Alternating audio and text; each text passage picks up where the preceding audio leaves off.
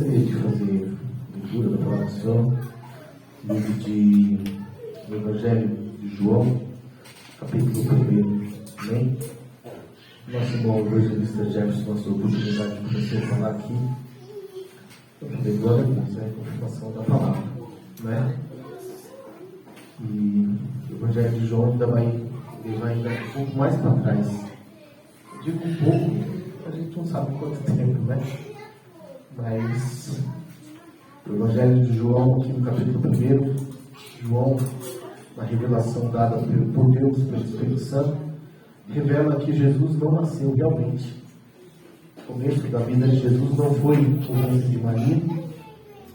E revela também que não foi na promessa feita a Eva, mas foi muito antes de qualquer coisa que qualquer ser humano pudesse um dia imaginar.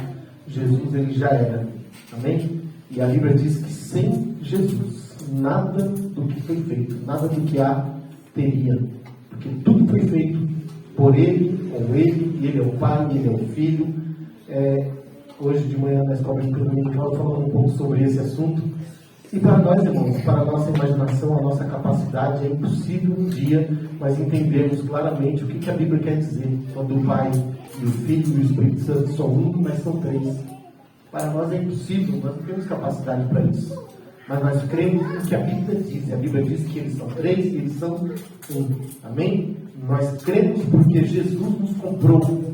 O Espírito Santo dele habita em nós e por isso nós cremos. Não há dúvida em nós de que Jesus é o Filho de Deus nascido, que morreu e ressuscitou. Amém? O livro de João, o Evangelho de João, capítulo 1, diz assim: no princípio era o Verbo, e o Verbo estava com Deus, e o Verbo era Deus.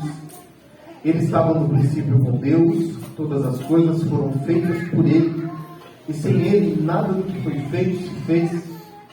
Nele estava a vida, e a vida era a luz dos homens. E a luz resplandece nas trevas, e as trevas não o compreenderam.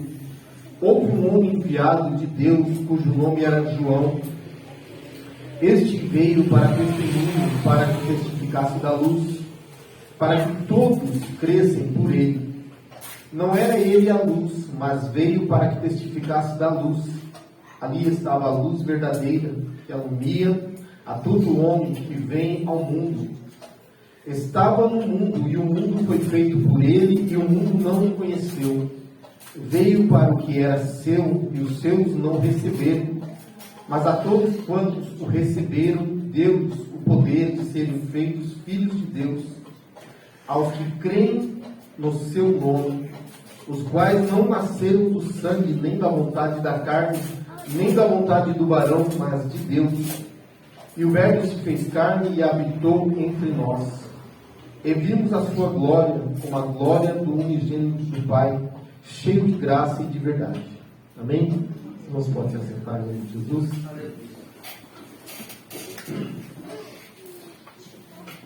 Em uma tradução bem mais atual, que foi um pouco sobre a dúvida de manhã, o que era o verbo? Uma pergunta, né? Eu nunca fui muito fã de português, sempre tive dificuldade de português em relação às palavras, né? Sujeito, predicado, prejudicado, né? O verbo, tanta coisa que tem no português que é uma confusão danada e a gente... Mas, glória a Deus que Deus prepara pessoas capacitadas que simplificam para a gente, quem tem dificuldade de entender. E na tradução da Bíblia, na tradução NTLH, que é a nova tradução, né? Fala bem simplificado. Aqui tem dificuldade, olha o que quer dizer.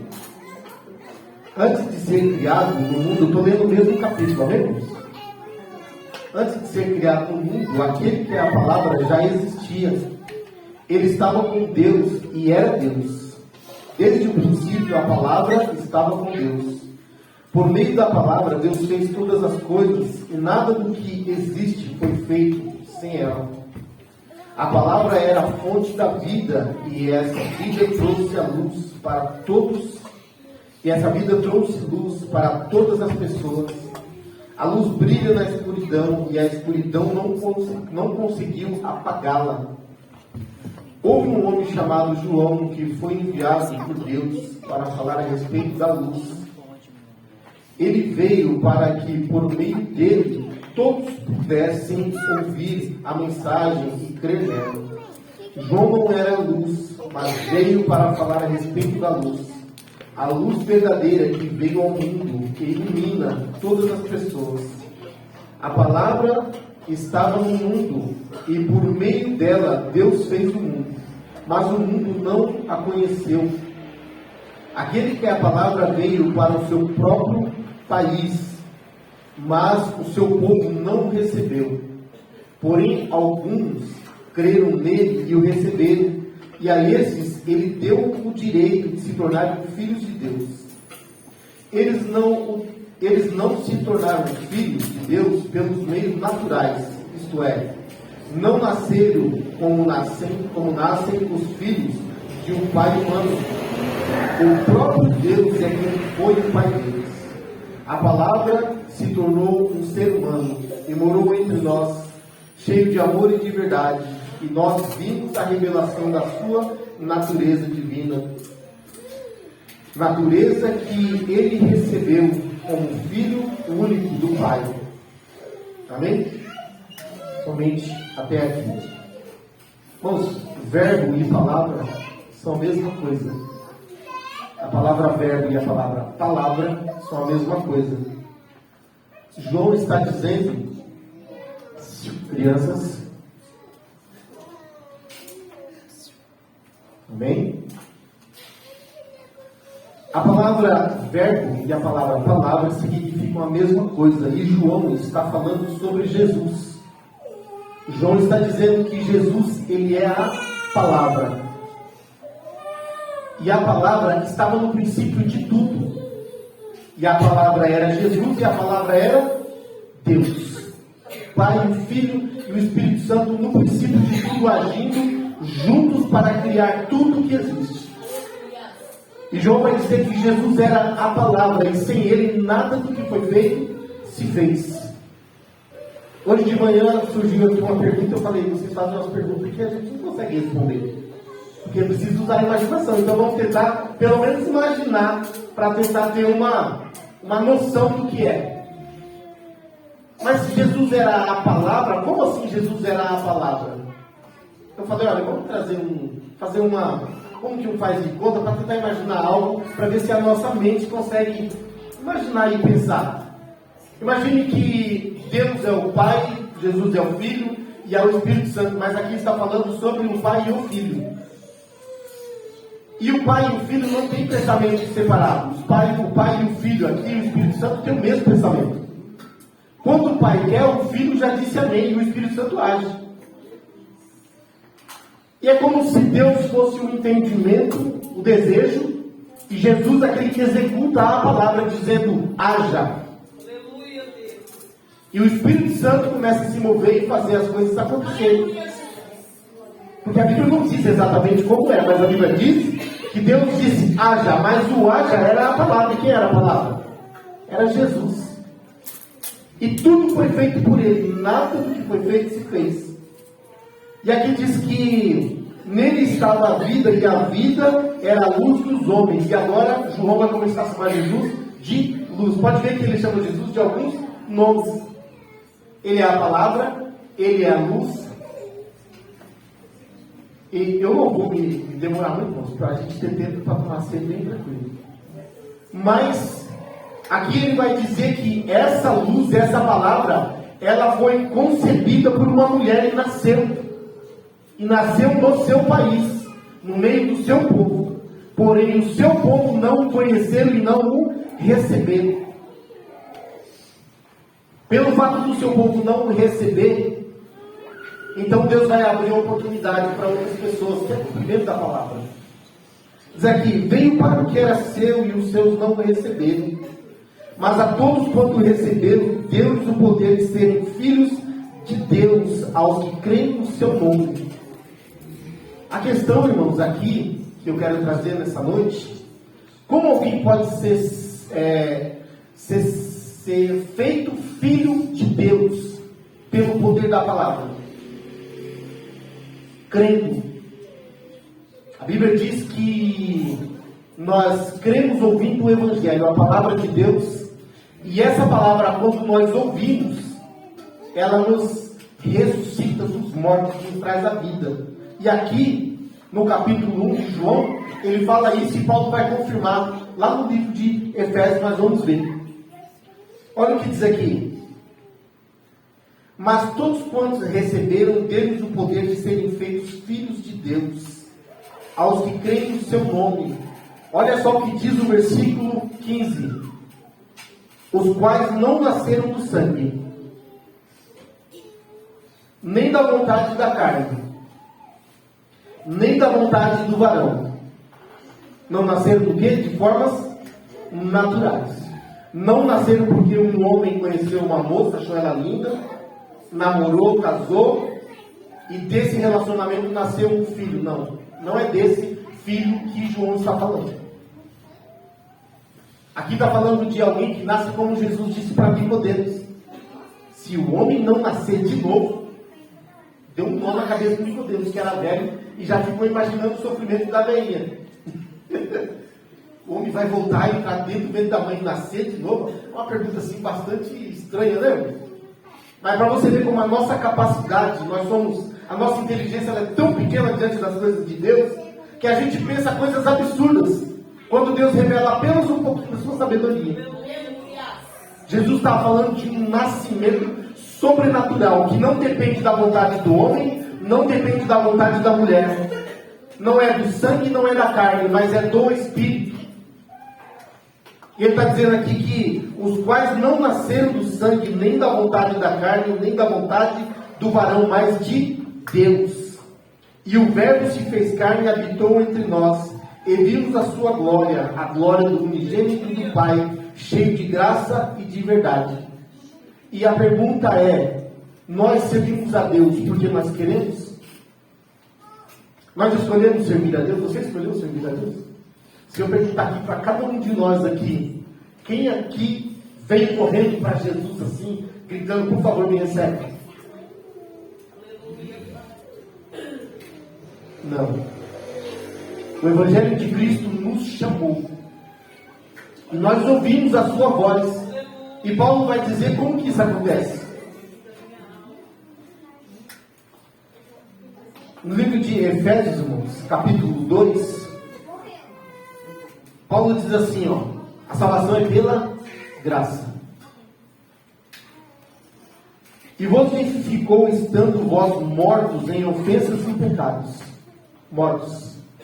Mortos não têm vontade, não é verdade? Mortos não realizam nenhuma obra. A Bíblia diz no livro de Salmo que os mortos já não louvam mais a Deus. Quem está morto, está morto. Mas ele está falando aqui de um tipo de morto vivo.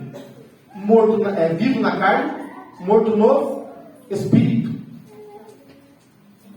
E ele diz: em que no outro tempo andasse segundo o curso deste mundo, segundo o príncipe das potestades do ar, do espírito que agora opera nos filhos da desobediência, entre os quais todos nós também antes andávamos, nos desejos da nossa carne, fazendo a vontade da carne e dos pensamentos, e éramos por natureza filhos da ira, como os outros também.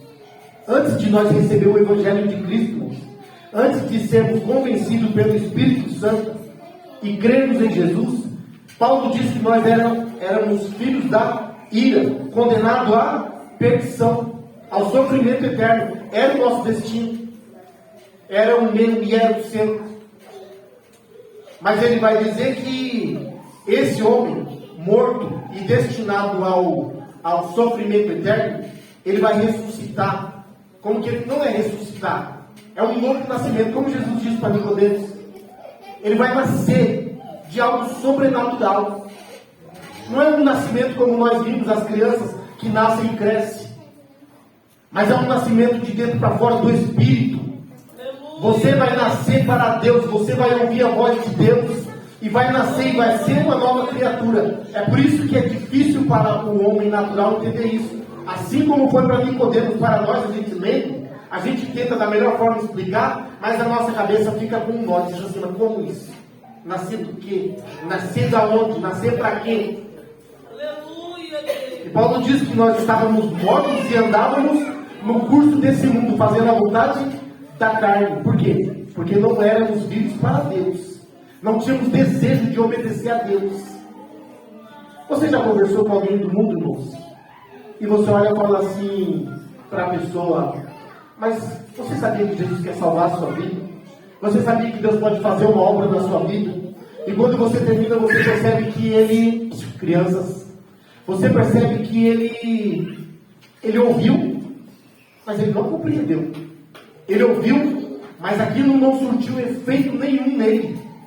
Aquilo não brotou dentro dele como uma água, como Jesus ele disse para a mulher lá no poço. Aquilo não aconteceu nada. Mas alguns dentre esses, quando ouvem o Evangelho, ele é acordado pelo poder do Evangelho, e essa pessoa ela renasce para Deus. Renasce, irmão, como que dentre os mortos. E nós não podemos desanimar quando nós pregamos para um, ele ouve e aquilo não surte efeito nenhum. E aí nós desanimamos dizendo: a nossa pregação está muito ruim. A minha pregação não salva ninguém é alcançado. Eu falo e eu explico de um jeito que não tem como a pessoa dizer não, e a pessoa fala não. E a outros você não fala nada. A outros você simplesmente às vezes vive perto, demonstra com o seu viver, e ele olha, e a pregação do Evangelho através da sua vida desperta nele, e o Espírito Santo vai lá e salva, e você fala: como? Paulo diz que aquele que está morto, somente o poder do Evangelho pode salvar. E aí ele vai continuar dizendo, e olha só: mas Deus, que é riquíssimo em misericórdia, estou em Efésios 2, 4, mas Deus, que é riquíssimo em misericórdia, pelo seu muito amor com que nos amou, estando nós ainda mortos em nossas ofensas, nos vivificou juntamente com Cristo. E ele diz: pela graça sois salvos. E nos ressuscitou juntamente com ele, e nos fez assentar em lugares celestiais, em Cristo Jesus, para mostrar nos séculos vindouros a abundância, as abundantes riquezas da sua graça, pela sua misericórdia para conosco em Cristo Jesus. Porque pela graça sois salvos. Ninguém escolheu ser salvo,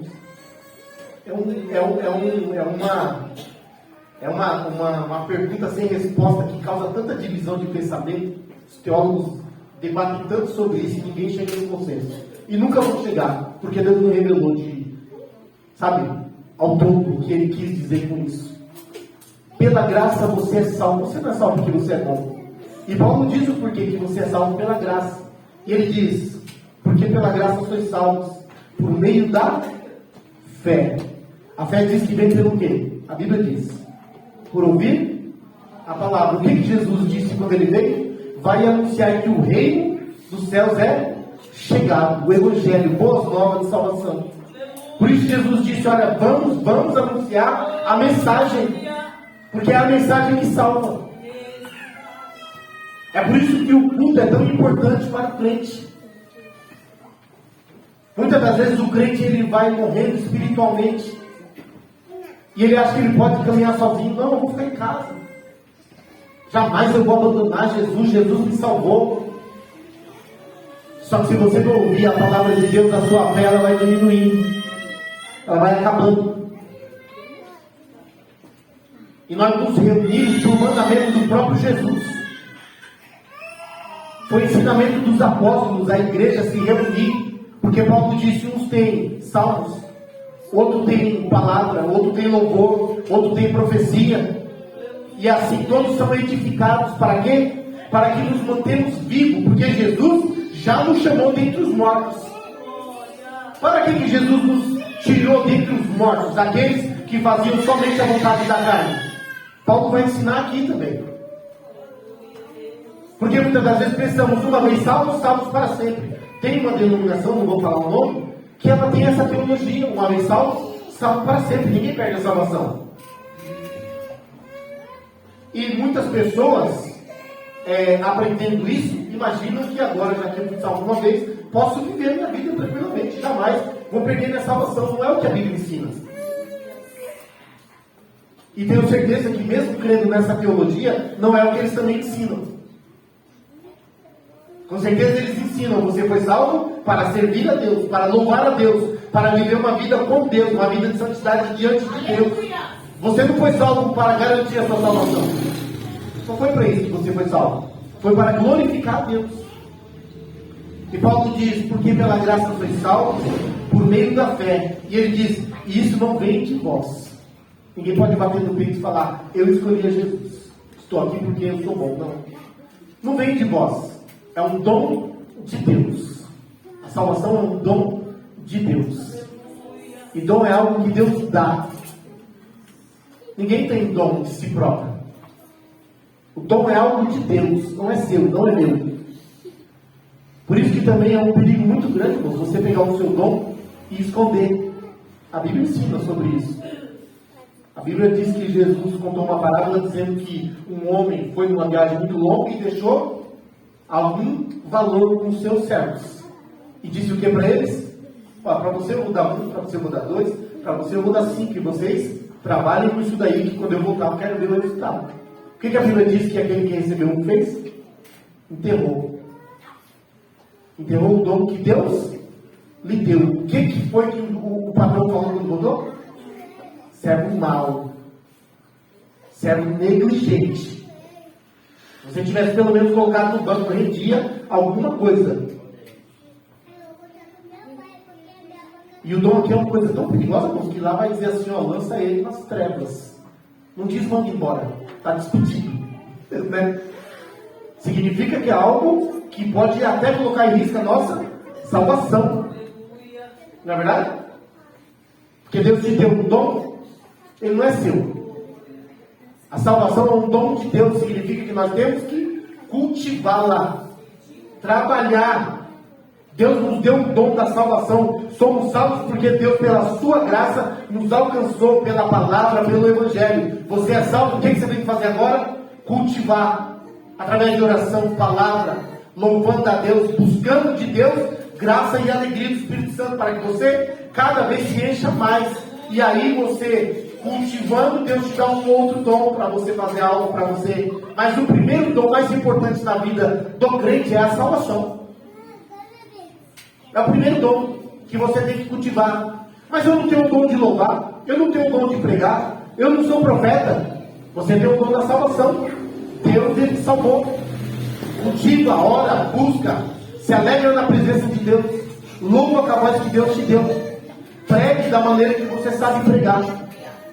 Mas faça algo, porque Deus vai cobrar quando Ele voltar. E aqui está dizendo que a salvação ele é um dom. E ele diz, não vem das obras, para que ninguém se glorie.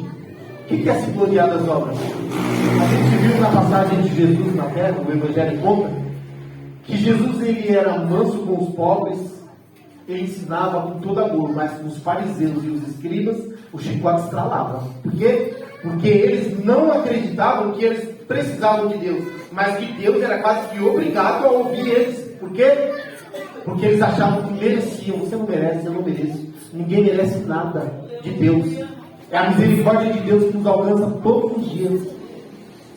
Eles aqui não vêm das obras para que ninguém bata nos peitos e diga eu mereço. Eu fui salvo porque Deus viu em mim muita qualidade. Eu fui salvo porque Deus viu que eu era melhor do que o outro. A gente vê no Evangelho Jesus ele dizendo numa parábola que 2 homens subiram para orar. Quem se lembra dessa parábola?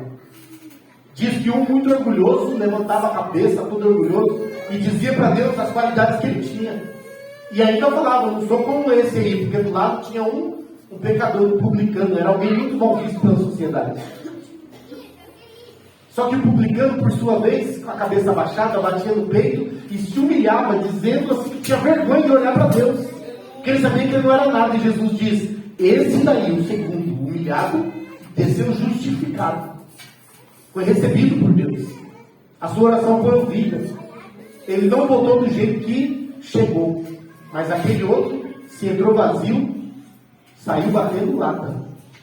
Por quê? Porque ele achou que merecia de Deus algo.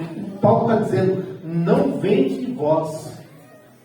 Não é pelo seu merecimento, para que ninguém se glorie. E ele diz aqui, versículo 10, porque somos feitura sua, feitos por Deus, criados em Cristo Jesus. Nós só estamos aqui porque Jesus subiu na cruz, irmãos. Nós só estamos aqui porque Jesus carregou aquela cruz. Jesus orou e falou assim, Pai, se possível for. Ele era Deus no corpo de homem, sabia que ia doer. Se possível for, passa de mim esse cálice, sem que eu beba.